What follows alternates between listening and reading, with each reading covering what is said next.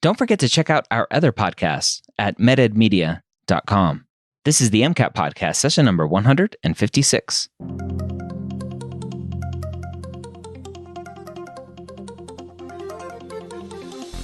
A collaboration between the medical school headquarters and Next Step Test Prep, the MCAT podcast is here to make sure you have the information you need to succeed on your MCAT test day. We all know that the MCAT is one of the biggest hurdles you'll face as a pre-med, and we're here to give you the motivation and information that you need to know to help get you the score you deserve so you can one day call yourself a physician. Welcome to the MCAT podcast. My name is Dr. Ryan Gray, and I'm excited to be here again for another high yield podcast with Clara from Next Step Test Prep. If you are struggling with your MCAT, maybe you need to retake, it's time to step back and ask some questions. And maybe you need to ask some questions to a tutor. That's what Next Step Test Prep is known for. They are a one-on-one tutoring company first and foremost.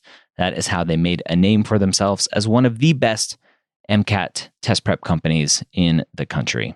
Go to nextsteptestprep.com, fill out your name and contact information to have a free consultation with the Next Step team.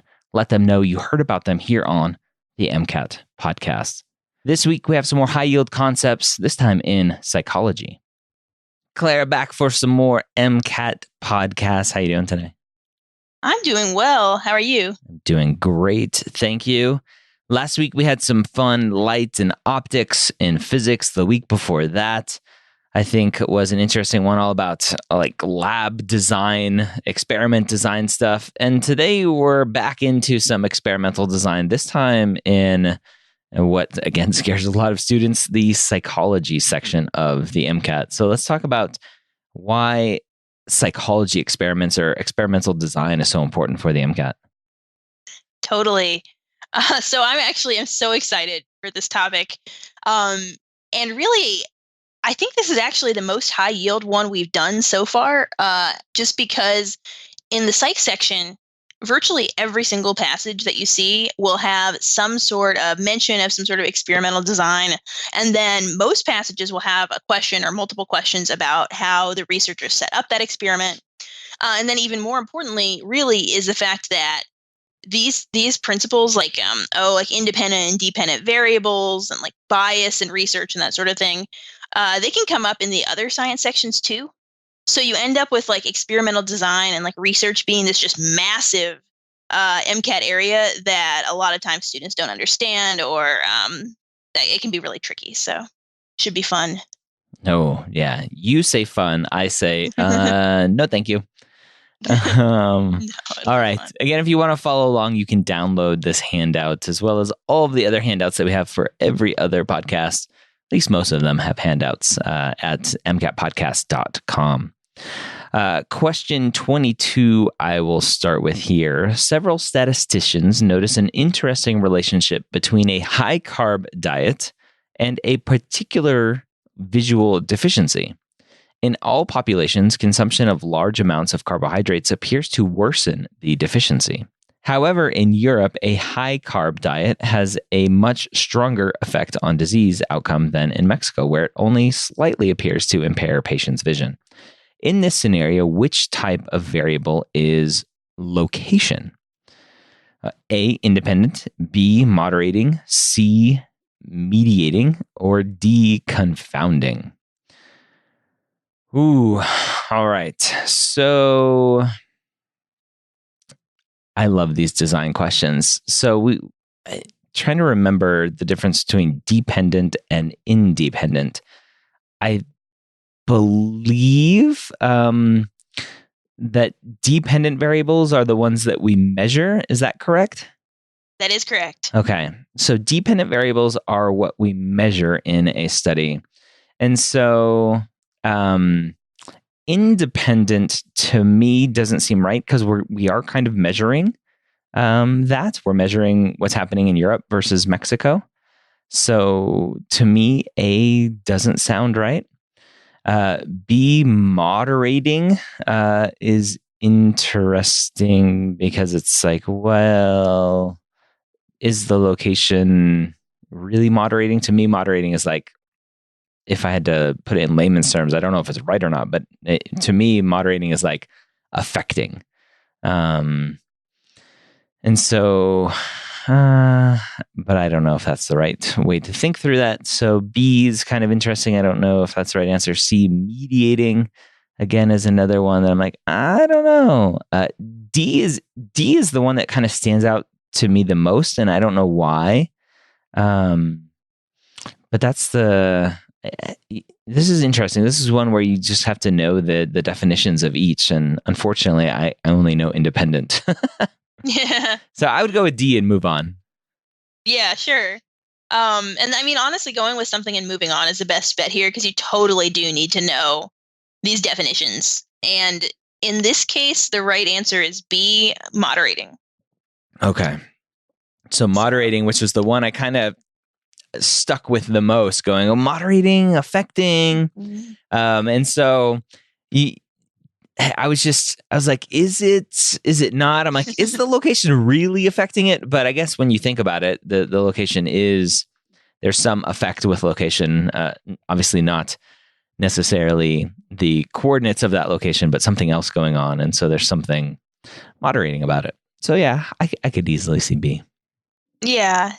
Yeah, I always find it really helpful to think so yeah, moderating affects this relationship.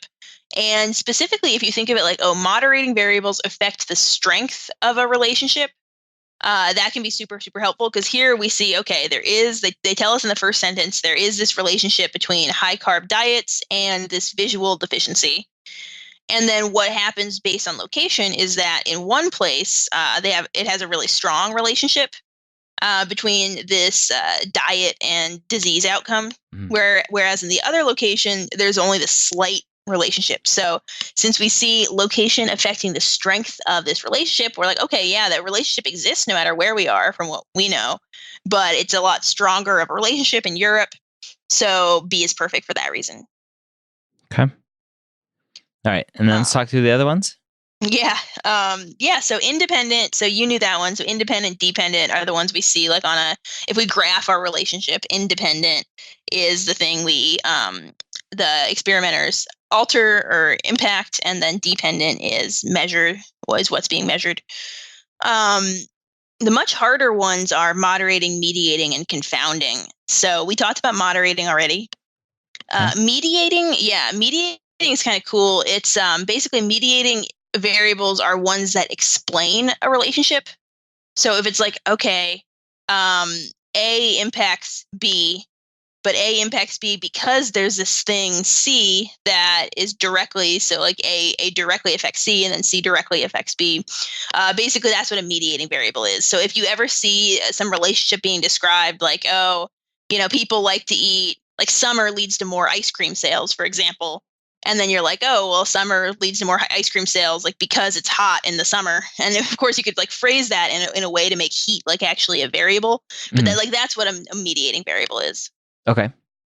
And then confounding is something you're going to see like all the time. But basically, a confounding variable is just any variable we're not actually intending to study that has some sort of measurable effect on what we're trying to measure on our dependent variable. So you can think of it really simply as like confounding variables are the things that like mess up our study. Yeah, and so that's what I think. That's what was drawing me to D. I guess I remembered something about that, because to me, I guess we'd have to look at the question a little bit more in depth. To me, I could easily see how D can still be argued because it doesn't really say that location wasn't something they were looking at, just that that's what they found. Mm-hmm. Yeah. Yeah, it's a tough distinction. And on the MCAT, the only like sort of foolproof way to get these questions right is to really limit like, okay, moderating variables are whenever you see this strength of some sort of connection being altered. Whereas confounding variables are practically every other situation where there's something like not being studied that's coming in and having an effect. Okay. Now, one thing that could have made it much more likely to be confounding is if they said, oh, Oh, I don't know if they specifically mentioned that location wasn't being studied, or if they're like, oh, it turns out later we saw that all of the European people in the study actually, didn't, this relationship wasn't exhibited or something like that. It's a lot of it is sort of in the phrasing, but in this case, we know it has to be moderating because the relationship existed no matter what the location was. There was still a relationship, and the relationship was sort of like the same direction. Okay. Uh, but then it was stronger in one place than the other. Okay. It's a good way to make that distinction. Yeah, it's tough. Okay. Totally. Question 23. Okay. 23. Which of these experimental setups most clearly lacks external validity? So it's external validity. A study that measured athletic ability strictly based on soccer talent, but entirely neglected other forms of athletic skill.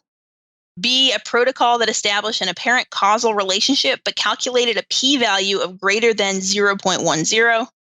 C, a procedure that found a relationship between infants in specific laboratory conditions, but may or may not apply to infants in typical households. Or D, a survey for which researchers could only obtain a very small number of participants. Lacks external validity. And so I would, again, because it seems like it kind of holds true with psych. So you just have to know a lot of these definitions.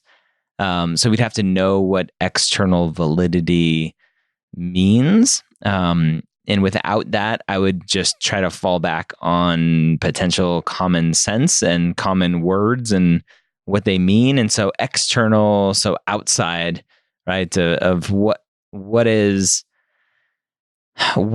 being set up in an experiment that isn't going to hold true outside of that specific experiment. And so C is like, hey, we have this relationship in specific laboratory conditions, but may or may not apply to infants in typical households. I'm like, well, that sounds like a very straightforward definition. So I would potentially just go with that one without trying to break down each of the other ones. Yeah, that was great. So that's right. All right. Common sense for the win. Right. Yeah, it's funny. So external validity, you needed to know what it meant. It's just that you can sort of deduce what it meant by its name. Mm-hmm. So you were exactly right about what it meant. So external validity is basically a measure of a study that says how applicable are its results to external situations. So it's a big problem that a lot of studies have, where because the study is so strictly controlled and we minimize every possible confounding variable, it can end up with a really good study design, but it doesn't apply to real life like at all. And that's what we're dealing with here. So C, because it may or may not apply to infants in typical households, that means it lacks this external validity, this generalizability, essentially. Okay. Yeah. It seems like, just kind of random thought, it seems like a lot of stuff that we see in research tends to lack external validity. It's like, hey, we know that, what was it, Olean, the like fat substitute from the early 2000s that was like, oh, it's a carcinogenic. I'm like, well, yeah, if you eat like 4,000 bags of them, that's not really externally valid, right? Nobody's going to sit down and eat that much of it. So I wonder how much, if we actually looked at research and external validity, how much there actually is in a lot of our research. Oh, totally. I think the majority of studies most likely lack external validity because it's either what you just said, which is like, oh, there's this bias in which articles tend to get published, like because the articles that are like the most interesting or like the most willing to shock people, that sort of thing, like those do tend to get published more often than ones that make really sort of boring conclusions. Gotta love clickbait. Yeah, clickbait, exactly.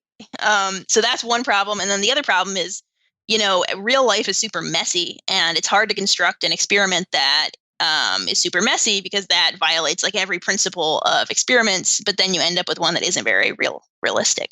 Okay.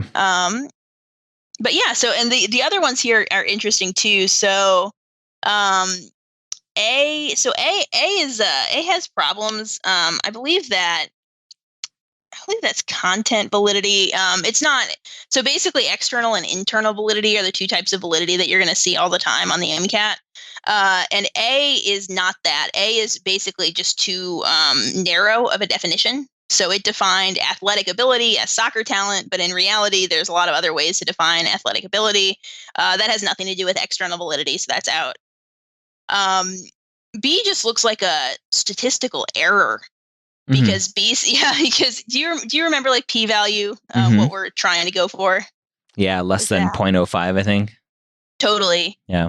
Yeah, so less than 0.05. This one got one of greater than 0.10, so that's not statistically significant, but they messed up and they thought that it was, so that's just like wrong. Yeah. Yeah. And then D, survey for which researchers could only obtain a very small number of participants. That's power. Small sample size will have a lot of negative impacts on studies, but in itself, it's not necessarily a lack of any kind of validity because, for example, like a lot of studies on like very, very rare diseases are always going to have a small number of participants. And if they're well constructed, they can still be good studies. Yeah. Neurology research is typically very, very low numbers. Oh, absolutely. All right. Question 24.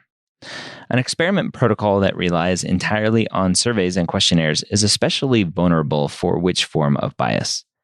A, social desirability bias, B, confirmation bias, C, stereotype threat, or D, the availability heuristic. So surveys and questionnaires, I know that these just as a whole are terrible for research. And it's funny, I gave a talk recently to a bunch of admissions committee members and deans and directors of admissions and stuff based on a survey. Right? And I said, I know for you like data nerds out there, surveys are not great data, but just go with me here. So I threw it out there and kind of overcame my own objection or their objection immediately. So a social desirability bias is interesting just based on the name, because let me break down kind of my thoughts behind what I've heard why surveys are bad. So let's say the survey is about how much TV do you watch at night? And you say, well, if I tell the truth and say that I watched 4 hours, they're going to think I'm a lazy slug. So I'm going to say I only watch 30 minutes and I read books the rest of the time. And so that's typically why surveys are bad, because people are kind of framing how they want other people to think of them as they're responding. And to me, that's social desirability, at least based on those two words together without knowing the strictest definition. So I would go with A, potentially. Confirmation bias isn't... confirmation bias is more like I'm seeking out information that already kind of confirms my own thoughts. C, stereotype threat, I don't think is the right thing. And D, availability heuristic, I don't know what that means. So I would go with A. A is perfect. Oh, all right. What are your thoughts on those answer choices? Yeah, so A, you were 100% correct about what A means. And A is social desirability bias is exactly why surveys and questionnaires are not great methods. So like a survey asking people about like their salary, for example, virtually everyone will either report their actual salary or report it a little bit higher. Like no one ever reports it a little bit lower than their real salary. So A is exactly right here. Then the other answer choices. So you were right about B2. So B, confirmation bias, is where we tend to favor pieces of information that fit in with beliefs we already have. So that's definitely not right. Okay. And then C, stereotype threat, is super MCAT relevant, but not relevant here. So it's the idea that if I'm aware of a stereotype, like let's say there's a stereotype that affects me for some reason, and I'm aware of that stereotype, then I'm more likely to act in certain ways that are sort of affected. So often what'll happen is let's say there's a stereotype that, girls are not as good at math, for example. And someone tells me this before I go in to take a math test, and I'm like, oh my gosh, like it makes me super nervous. It makes me actually perform worse. That is being, affected by stereotype threat. Yep. And then availability heuristic. This is actually one of my favorite concepts in psych. And it's this idea that heuristics are shortcuts. And so this is like a mental shortcut where we tend to favor pieces of information that are more readily available rather than thinking about like every relevant piece of information we might have. So like, let's say I just got a question on the MCAT recently where it sort of reminded me of this question, and the right answer to the question was the availability heuristic. I might think, oh, like we just saw this question, like I just saw that answer choice and this one's right. But I'm relying on just this piece of very recent, very easily available information instead of thinking through all the information I have in my brain about this concept. Okay. So some good definitions there. Again, psych-soc for you listening. A lot of it is based on just a lot of memorizing. Unfortunately, memorizing a lot of these definitions. Yeah, absolutely. All right, so there you have it. Another MCAT podcast in the books. Hopefully you were able to take some good notes, get some good tips for the psychology section of the MCAT. Next week, we're going to have the other half of the psych-soc section with some high-yield sociology. Don't forget, again, to check out Next Step Test Prep one-on-one tutoring by going to nextsteptestprep.com, filling out your information for a free consultation. Have a great week. We'll see you next time here on the MCAT Podcast.